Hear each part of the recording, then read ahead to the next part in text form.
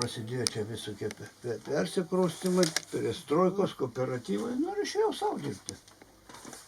Nuo 90 metų ir taip pat ir sukuosi dabar.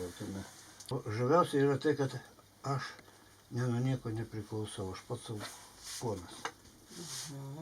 Va, kas man žaviausia. O šiaip, nu tiesiog. Ar čia labiau amatas ar kūryba? Ar ir tas ir tas? Čia man ir tas. Gal daugiau amatas, nes aš gyvenu iš to, bet norint uždirbti reikia kažką tai sugalvoti, reikia kurti. Nu tai kartu tas ir tas, čia sutampa viskas. Va, daugiausiai idėjas semiuosi tai iš žmonių. Man tėvukas sakydavo, va, kai aš išeisiu į pensiją, tai aš sako, išvažiuosiu į kaimą gyventi, jūs gyvenkit mieste. Tai aš dabar tėvo svajonę išsipildžiau ir aš dabar gyvenu savo.